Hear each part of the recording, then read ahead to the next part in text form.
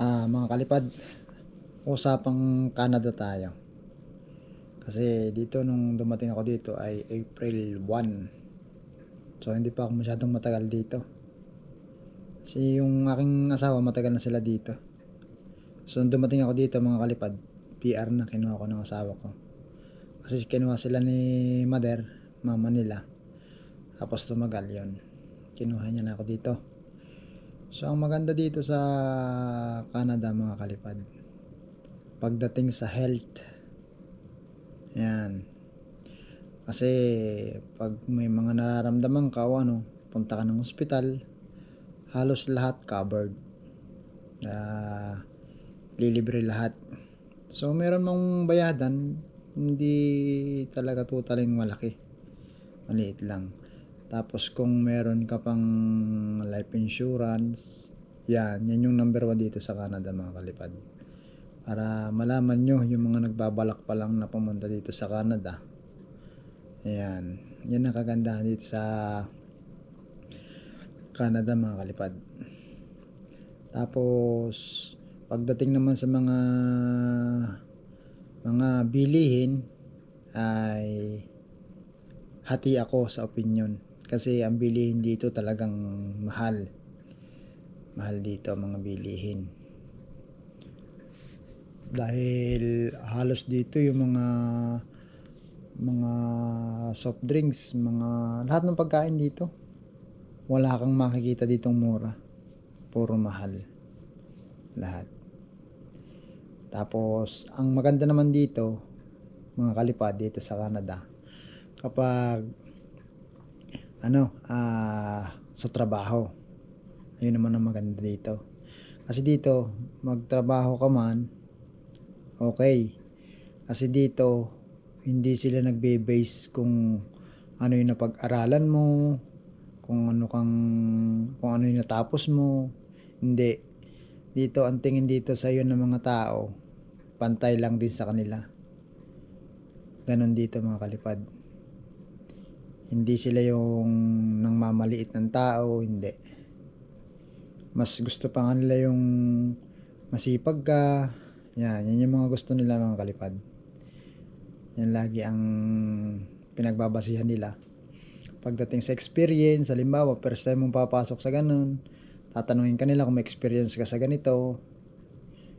Sabihin mong wala, okay lang sa kanila yon. Tatanggapin ka nila. Pagtatrabahuin ka nila. Titignan nila yung performance mo. Yun, ganun dito mga kalipad. Sa Canada. Hindi kagaya sa atin sa Pilipinas. Napakaraming hinihinging papel bago ka makapag-apply. Ang daming tanong. Yung first time mong papasok sa trabaho, hahanapan ka ng experience. Paano ka magkakaroon ng experience, di ba? Bago ka pa nga lang papasok. Bago ka pa lang mag-a-apply. So, kung hindi mo sila tatanggapin, paano magkaka-experience yung tao, di ba? So, dito sa Canada, ang laki ng pagkakaiba. Kasi dito, ang mga company, yung mga trabador nila, pag gusto nung trabador na mag-aral, nag-aaral nila. Ganun dito sa Canada. Kaya maganda dito sa Canada. Ang ano nga lang dito sa Canada, pagdating sa klima, yun naman mga kalipad. Pero masasanay din. Kasi dito pag naman sobrang init naman. Pero mas okay yung mainit kaysa sa malamig mga kalipad. Gaya ngayon, winter ngayon mga kalipad. Nako ay sobrang lamig. Talagang sa totoo sila mga kalipad pag yung saglit lang ako na hindi nag-glove sa labas, ito maninigas to. Parang ang sakit, parang hindi mo maisarado na parang napupunit yung mga balat. Tapos to, tainga, mamumulayan na kala mo namamanhid, ang sakit. Yan. Tapos dito lamig. Kaya ang suot ko dito mga kalipad, pag napasok ko sa trabaho ngayong winter, naka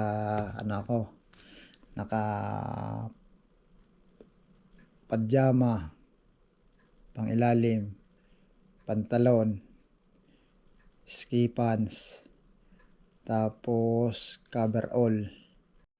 Tapos ang pangloob ko mga kalipad, tatlo ang suot ko paglalabas. Ayan. So sa trabaho naman mga kalipad, sa aking company, hindi man totaling malamig kasi may heater. Yun nga lang, pag lumabas ka dun sa mismong labas, talagang malamig. Yun. Kami nga pag papasok ng umaga ngayong winter, alas 5, napakadilim pa. Sobrang dilim. Tapos saglit lang ditong lumiwanag. Ilang oras lang, didilim na ulit. Mga bandang mag 4 yata, or basta mga 4 ganun, something. Mga kalipad. Ano na yun, didilim na. So uwi kami ng mga 6 hanggang 6:30. Madilim na sa daan. So yun naman na nakakatakot mga kalipad kasi madulas nga.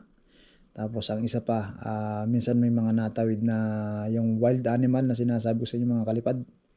Kung napanood nyo yung aking mga naunang upload sa YouTube, yung mga deer, yun, natawid yun sa kalsada.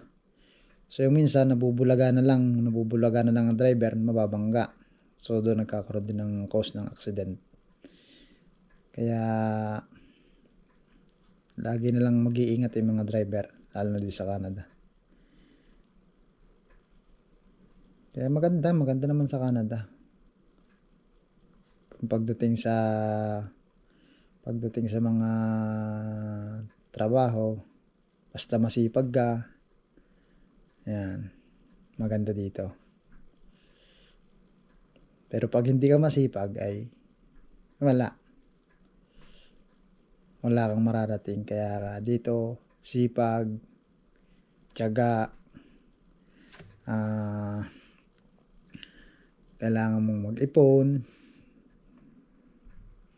Siyempre, hindi naman tayo laging malakas, tatanda din, di ba mga kalipad? Kaya dapat yun ang number 1 dito. Kung gumastos ka man dito, kailangan may limit ka din. Ganun lang yun dito sa Canada. Yun mga kalipad. Ayan lang yung i-share ko sa inyo about sa buhay dito sa Canada na na-experience ko na ngayon. Yun mga kalipad. See you next vlog mga kalipad. Bye bye!